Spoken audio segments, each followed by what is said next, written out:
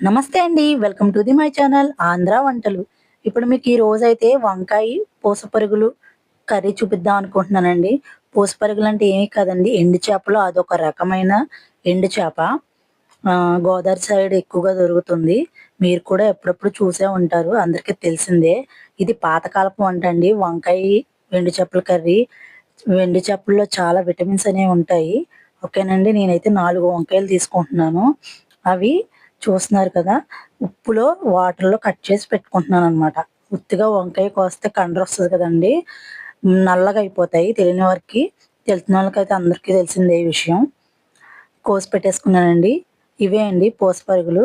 శుభ్రం చేసేసుకొని శుభ్రంగా తల, తోక ఇంకేమైనా ఉన్నా డస్ట్ అంతా తీసేసి శుభ్రంగా కడిగి నేను వాటర్‌లో పెట్టుకున్నానండి. ఇవి ఎండిపోయి ఉంటాయి కాబట్టి ఒక్కసారి వాటర్‌లో ఒక్క 5 నిమిషాలు ఉంచితే మనకి ఎగస్ట్రా ఉప్పంతా పోతుందనమాట. ఇంతలోనే ఒక బాండీ పెట్టుకొని పొయ్యి ఎలిగించుకున్నానండి. కొంచెం ఆయిల్ వేసుకొని, పసుపు వేసుకొని ఇవి ఫస్ట్ వేపుకోవాలి. ఎండు చేప అనేది చక్కగా వేగి స్మెల్ వస్తదండి. అప్పుడే మనకు తెలుస్తుంది. ఏగిందా లేదా అనేది. వాసన వస్తుంది. దాన్ని బట్టి మనం ఏగింది చూసుకొని, మనం పక్కకు పెట్టేసుకొని కర్రీ అనేది స్టార్ట్ చేసుకోవాలండి. ఫస్ట్ ఏపేసుకొని పక్కకు పెట్టుకోవాలి. డైరెక్ట్‌గా వండకూడదండి వీటిల్ని. ఎండు చేప ఏదైనా సరే. చూడండి వేగిపోయినాయి మంచిగా. పక్కకు తీసేస్తున్నాను. చూసారా చక్కగా ఏగినాయి కదా! ఇవి పక్కన పెట్టేసుకుందాం.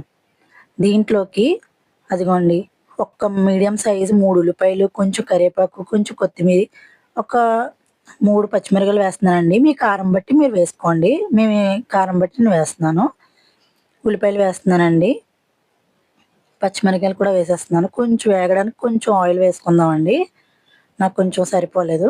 మీరు ముందే ఆయిల్ చూసుకొని వేసుకోండి. ఓకేనండి. అవి వేగడం మట్టుకు వేసాం కదండీ ఫస్ట్. ఇప్పుడైతే కర్రీకి సరిపడా వేసేసుకొని ఒకసారి బాగా కలిపేసుకొని ఉల్లిపాయ అనేది బాగా మంచిగా మగ్గాలి కదండీ! ఇప్పుడు దీంట్లోనే చిటికెడంత పసుపండి. ఇందాక చేపలకు పచ్చంగా వేసాను. ఇప్పుడు దీనికి వేస్తున్నాను. తగినంత ఉప్పండి. ఆల్రెడీ మనం వండేదే ఉప్పు చేప కాబట్టి తక్కువ ఉప్పు వేసుకోవాలండి స్టార్టింగ్‌లో. కర్రీ అంతా కంప్లీట్ అయ్యేటప్పుడు చూసుకొని వేసుకోవాలి. ఎందుకంటే ఒక్కొక్క ఉప్పు చేప ఒక్కోలా ఉంటుంది ఉప్పనేది. దాన్ని బట్టి ఉప్పు మట్టుకు ఫస్టే ఎక్కువ సమానంగా వేయకూడదనమాట. కొంచెం కరివేపాకు రెబ్బలు వేసానండి. ఒకసారి మంచిగా కలిపేస్తున్నాను చూసారా? ఉల్లిపాయ ఎంత మగ్గితే అంత టేస్ట్ అండి కర్రీ గూడా. ఏదైనా అంతే. ఏ కర్రీ కన్నా ఉల్లిపాయ బాగా మగ్గాలి. చూసారా మగ్గిపోయింది. ఒకసారి మంచిగా అంతా కలిపేసుకొని బాగా మగ్గిపోయింది కదండీ! ఇప్పుడు వంకాయలు కోసి వాటర్‌లో పెట్టుకున్నాం కదండీ! వంకాయ ముక్కలనేది వేసేసుకుందాం. నేనైతే ఈ సైజు కోసానండి. మీకు చిన్న సైజు కావాలంటే చిన్నది, కొంచెం పెద్ద సైజుకి అయితే పెద్దగా, పొడుగ్గా కావాలంటే పొడుగ్గా కూడా కట్ చేసుకోవచ్చు. మన ఇష్టం అనేది. నాకిలా ఉంటే సరిపోతుంది. చూడండి ఒకసారి మంచిగా అంతా కలిపేలా కలిపేసుకుందాం. వంకాయ కొంచెం గుజ్జుగా అవుతది కాబట్టి ఉల్లిపాయ తక్కువ వేసుకోవాలండి. కలుస్తది కాబట్టి ఉల్లిపాయ అనేది ఎక్కువ పడదనమాట. చూడండి ఎంత చక్కగా మగ్గుతుందో. ఒకసారి మళ్ళీ అంతా మంచిగా కలుపుకొని మళ్ళీ మూత పెట్టేసుకుందామండి. మధ్య మధ్యలో 2, 3 సార్లు కలుపుకుంటా ఉంటే వంకాయ వంకాయలాగా ఉండి బాగా మగ్గుతదనమాట. చూడండి. చూడండి మగ్గింది కదండీ! ఇప్పుడు దీనిలో అల్లం, వెల్లుల్లి, జీలకర్ర కొంచెం కొంచెం చాలా తక్కువ క్వాంటిటీ వండుతున్నాం కాబట్టి క్వాంటిటీ బట్టి మనం పెంచుకోవచ్చు. బాగా దంచి వేసానండి. కొంచెం కొత్తిమీర. ఇదంతా బాగా కలిసేలాగా ఒకసారి కలిపేసుకుందామండి. అల్లం, వెల్లుల్లి, జీలకర్ర అంతే అండి. ఇంకేమి అవసరం లేదు.